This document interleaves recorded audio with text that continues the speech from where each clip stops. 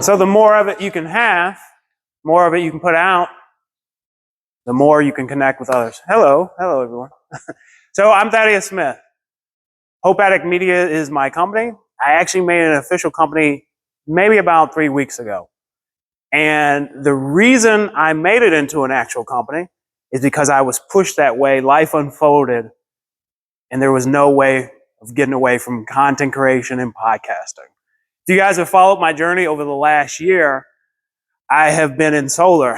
And with solar, the primary way I like to connect to people was through education. So I did a lot with social media, content creation. And with doing that, a lot of people came to me like, hey, would you do my content? And a lot of them wanted it for free, which, you know, free is often the thing that's the most costly for the person doing it. I got some laughs here. But my background, I want to take a step back. How many of you know that I'm not from here? Most people. Very good, very good. So I am from St. Louis, Missouri originally. I've only been here about 2.5 years. In St. Louis, I was in law enforcement for 12 years. So law enforcement in St. Louis, a lot of times when I say I was in law enforcement in St. Louis, there's a gasp. People are like, oh, wow, that's interesting. That's dangerous. Yeah, it was. That's one of the reasons I moved here. But in that 12-year span, I was split between a patrol officer and a detective. So in patrol, life was pretty settled. You kind of knew what to do, and you would take your reports, and whatever reports that you couldn't figure out, you always had the option of sending it to the bureau. And let me know when I get to about 10 minutes and then 15 minutes and all that stuff. You always... You got 15 minutes to talk, and I'll let you know when you got 3 minutes. Okay, cool. And so in patrol, there was always the option to send something to the bureau. Always an option to push it onto somebody else and their responsibility. In a detective role, there wasn't that option. Cases came to my desk and they lived and died on my desk, which was very stressful. So it was like, as a detective, there's no field training for that. You get appointed to be a detective. I applied for it, appointed, and I got up there. I'm ready to go. And the detective sergeant, he's like, okay, here are your cases. Let me know if you have any questions. Which, as a cop, you don't really want to sit there and ask a whole bunch of questions, so you try and figure it out, right?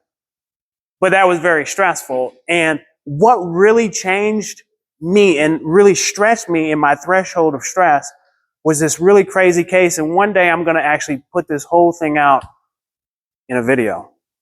But it was a murder for hire, extortion, carjacking, kidnapping, sexual assault. That was one case. But that case came at just the right time. Because it's like in life when you have a certain amount of stress, but then you find something that's even more stressful, and it just pulls you. Then you can go back to the things that were stressful before, and you're like, man, what is this? And that's exactly what happened. But needless to say, 12 years in law enforcement, I was struggling with mental health towards the end. My wife is from here. She's from Flagler Beach. During our whole relationship, she wanted to get home. And she had been asking me for those 12 years, hey, can we move? Can we move? Yeah, sure. And the last time she asked me, can we move? I said, yeah, sure. But within a month, we're down here. Like, what happened? And so as a cop, which that was all I knew, that was my whole identity. What do you do now? You know, and a lot of people were asking, why don't you go back into police work? I've had that question so many times, you know. Vanessa saying no. Why don't you go back? And, you know, I don't fault people for asking that because they don't know the history there. They don't. But as someone who escaped, so to speak, this is my Mexico, you don't necessarily want to open that door back up because down here, as who I am now, I'm able to live with my heart out. And in police work, you can't really do that. You compartmentalize, you put things away, kind of in a closet, so to speak. And you really aren't able to be fully who you are and transparent. As a cop, I didn't put anything on social media. And now you would never guess that I used to be a cop, right? If you look at my social media, like a lot of people even now, they're like, you used to be a cop. That's not possible. You're happy. Like, there's some cops that are happy, but going from posting nothing to posting every day now has been a huge transition. And like I said, I give that transition really to solar and wanting to educate people. And that's really how this all came about. So social media, it was a learning process. I give credit to, does anyone know Mike at Good Vibes? Mike, Good Vibes Nutrition? I give credit to him. So Mike, I was talking to him one day at the counter. I was sitting at the counter, and he was showing me kind of what he does, because he posts a lot of reels. He always takes pictures with his customers, yeah? So he was showing me what he did, and this was about a year and a half ago, okay? And I was looking at him. He's like, you can do this too. I'm like, I don't think so. That's not me. And he's like, you can do it. I'm like, okay, I'll give it a shot. And then it took a life of its own. And now, like, I'm making full videos, and I'm running a podcast studio and all that. So what is Hope Addict Media, and where did the name come from? Hope Addict Media is a company that I created for people to have authentic content. I focus more authentic than trendy, because I feel like if a person can put their authentic self out, they're going to start covering the 3 areas that we know are essential in business and sales: know, like, trust. So the more you can put out online about who you are and connect with your audience, the more likely they are to know you, like you, and trust you. Hope Addict Media, where does that name come from? Well, in life, I believe that hope is more important than success.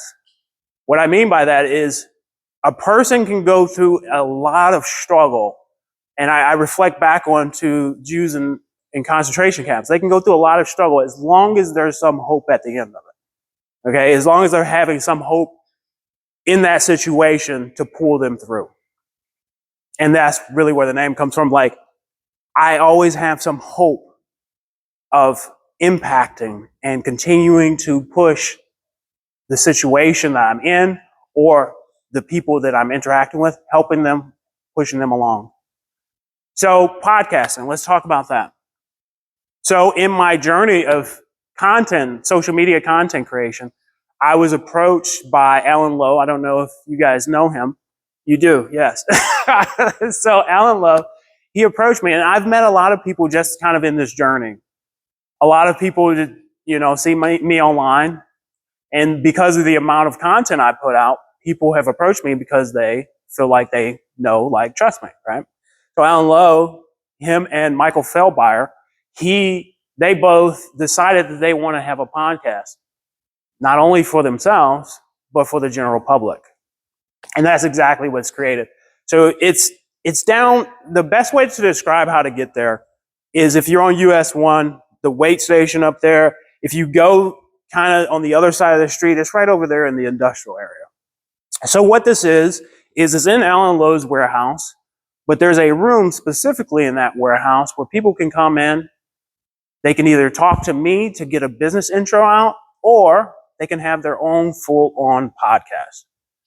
Well, why is this good? Because a lot of people who have podcasts, they normally do them at home, which nothing's wrong with that.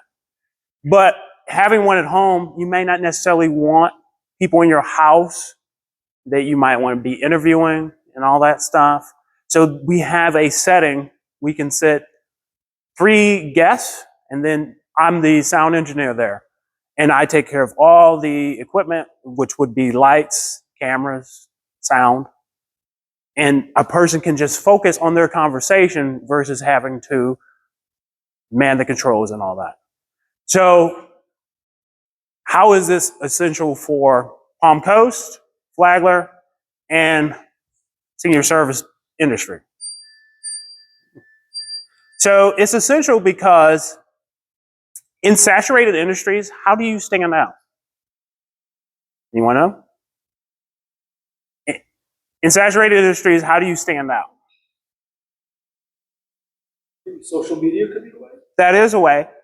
So one of the things I've really been focused on is like realtors, for instance. Realtor there's like 1,500, I think I've heard the last time I heard the numbers, 1,500 in this area. Well, that's good, but how do they make money? You have to be well known on social media. And a way to do that is to put out more and more and more content. One of the ways that I like to tell people to appear to be everywhere, this is a tip, is to make sure you take photos with people that you know, where you are, document everything. I feel like if you don't document for social media, it didn't happen. And I know that might be extreme, but it didn't happen. Okay. But it's true. It's one of the things that Michael Granum at Good Vibes Nutrition, he kind of taught me indirectly. So when he's taking pictures of his customers, think about this, and he's tagging them on social media, right? That is a soft endorsement. People don't think of it that way, but it is. If a customer or a friend or a client, if they're allowing you to take a picture of them and post it on social media, they are in fact endorsing you. And now their friends are seeing that and they're saying, okay, cool. That person knows that person. That person's okay. Yeah. And so make sure you utilize that in any and every situation you can, because the more pictures you take, the more videos you take and tag other people, the more it's going to appear that you're everywhere. And so many people have said to me, oh, you're everywhere. Not really. You just have to figure out how to appear to be everywhere. So you might have days worth of content, right? And I do actually on my phone right now. But I'll release it staggered. I might do all this recording in one day, but I'll release it in a staggered fashion. So it'll look like I'm everywhere. It's not real. Okay? That's one of the things I like to impart to people. Social media is not real, but you can use it in an authentic way. People look at social media like it's real. You're all these different places. No. Understand that that's the mentality people have. Kind of take advantage of that, but truly put out your authentic self and make it look like you're everywhere. How's my time? You are going on 10 minutes right now. Okay. And at any point, feel free to ask me questions about the studio. What is it like at the podcast studio? I'm happy to answer any of those questions. So right now we have a couple different shows going on. So at the studio, I have kind of a show. It's called the Be Nice Individuals Podcast. What I use that for is to interview businesses. A couple of people have been on the show from here. Monica, she's been on the show. Yeah, Kathleen has been on the show. But really what that is a 15-minute segment where somebody can come into the studio and see if podcast is for them. Okay, in that 15-minute segment, I'm more so in the control seat and I'm leading the conversation. People often ask, well, what do I do to prepare? You can't. Because that's exactly what it is, yeah? It's an organic conversation. I like people to not prepare because I want people to speak from the heart. And that's one thing that I feel like if you're too prepared, it's going to seem robotic if you're reading something, but if you truly love what you do. What platforms do you share everything on? Yeah, sure. So if you truly love what you do, that passion will come out. So we're on Facebook, of course. And on Facebook, we've only had our business page about 60 days. We have grown to 1,000 followers in that 60 days. And because of that, we're doing a giveaway after this. I'm actually going to be running the Good Vibes Nutrition. We have 2 giveaways we're doing. Is 2 30-minute sessions we're giving away for free for people that there's a thread that I had posted a couple days ago for people to say if they want to actually be in the drawing. So we're on Facebook, we're on YouTube, we're on Rumble, we're on TikTok and Instagram. And so Facebook, YouTube, Rumble, those are the long form content. So the full podcasts are on there. And then Instagram, TikTok, those are going to be more of the short form reels. Yeah. So that's the 15-minute thing. Then we have a 30-minute. So say somebody doesn't want to necessarily go for an hour. There is a 30-minute, which is right in between. And that's a great way to get just enough content to push out, or you can break it into reels. And I often do that to, because a lot of people don't necessarily want to sit for the whole hour and to watch unless they really like you. And so a good way to get somebody interested in what you're saying is to break that content up into reels and shoot it out that way, but also post a full interview as well. So there's that 30 minutes, and then there's the hour-long podcast. With the hour-long podcast, what we're finding is some people like to break that up into 30 minutes anyway. And so what they'll do is they'll do 30 minutes, they'll bring in a guest for the first half hour with a guest, and then they'll have a different guest at another half hour. What we'll do is we'll release it at different times. And so it'll look like they're in the studio more than they are. But again, social media is an illusion. And I want to impart that to you because if you can be as authentic as possible on social media, you're going to capture people's hearts. So any more questions that we have about how I do the podcast studio or any of the fees or the rates or where it goes out or anything like that?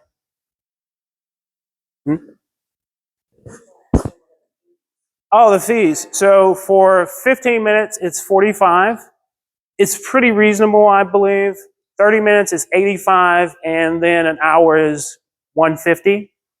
And with that, people can have the raw footage, or there's a little bit of editing that I do with all of that.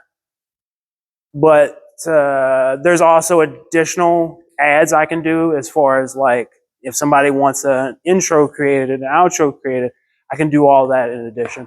I can do full edits on the stuff for anybody that wants it and needs it. I can also, in studio, cut it up into reels so that they can push it out at different times. So if a person comes in for like an hour, we'll say, they can potentially get a whole month's worth of content and have that available to push out to their audience in those bite-sized chunks. So, yeah. Any other questions? Actually, no, just a question, but just a comment about, if somebody comes in and do a podcast. Yeah. I think it said this, it's just very important for people to know, just don't put it out one time. Mm-hmm. Because it's that top of mind awareness that brings Yeah. all that together. I think sometimes people, I'm going to do a podcast and so get all these hundreds of thousands of views.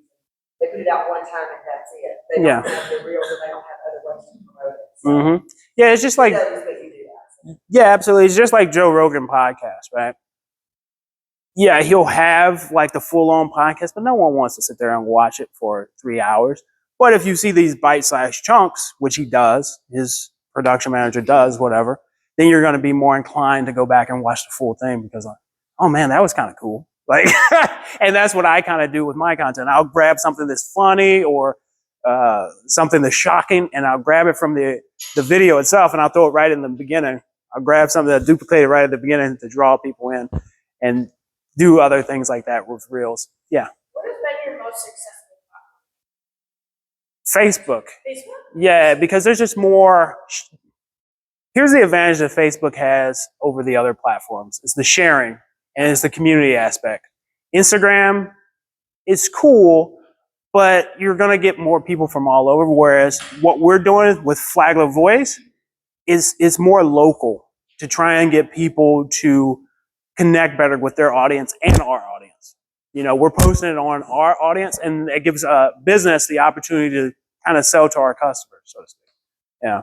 So Facebook is great. I was going to say, what about LinkedIn? Because I know, like, LinkedIn income is way higher than Facebook. And Sure. It also depends on, the type of business that you have. Yeah, so we're not on LinkedIn yet. I mean, I'm personally on LinkedIn, but I'll probably do that at some point. It's finding the time to manage each.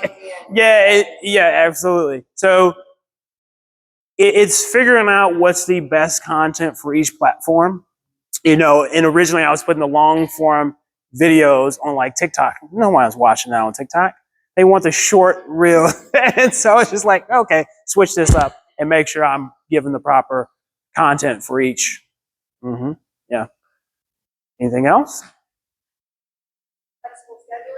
Absolutely. So we have a full-on calendar that's online.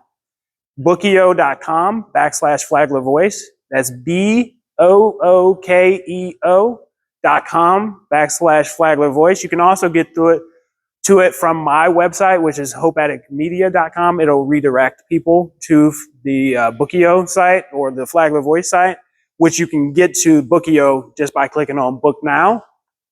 On Bookio, though, you have all the different options.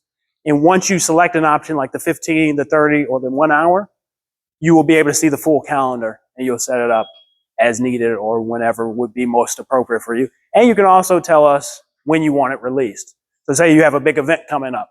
Great, fantastic. We can set it at a certain time, have it all ready, and get it out for your audience. Yeah. All right, let's give Thaddeus a hand. Thank you.